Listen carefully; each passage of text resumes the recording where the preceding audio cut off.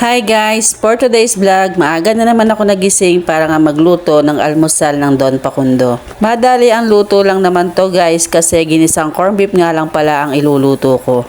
Nagising na rin pala itong ate Laika namin dahil ang pasok nga pala niya ay alas 9 din nga ng umaga. Nung makapag-gisa nga pala ako ng sibuyas at bawang ay inilagay ko na nga pala itong isang latang corned beef. Medyo malaki nga itong naluto kong corned beef at hindi nga ito mauubos ng Don Pakundo kaya naman tinanong ko ang ate Laika kung magbabaon nga siya ng corned beef.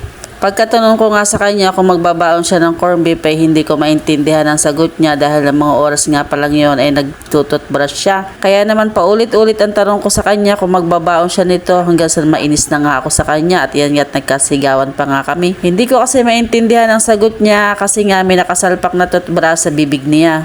At nung matapos na nga siya mag-toothbrush, saka ko lang naintindihan at sinabi nga niya sa akin na magbabaon daw siya. Diyos ko. For breakfast, yan.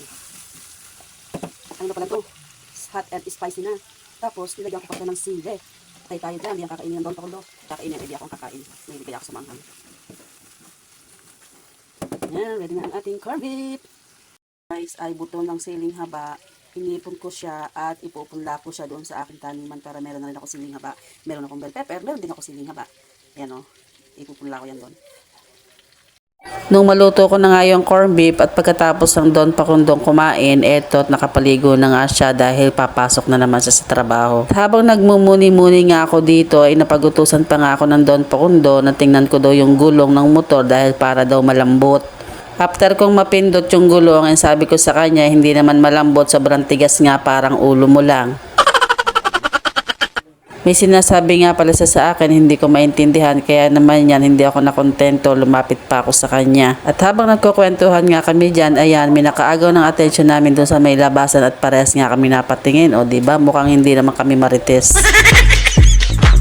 Kaya alam nyo, sa totoo lang guys, gustong gusto kong tatambay dito sa may terrace namin dahil talaga naman nakakasagap ako ng chismis. Charot! Dati hindi talaga ako makatambay dito sa may terrace namin dahil sa sobrang init. Pero ngayon, hinarangan ko na nga nitong kulay black na nasa likod ko kaya naman ang sarap ng tumambay dito. Talaga naman langhap na langhap ko ang mga chismis. Hala, hindi ganun guys ha.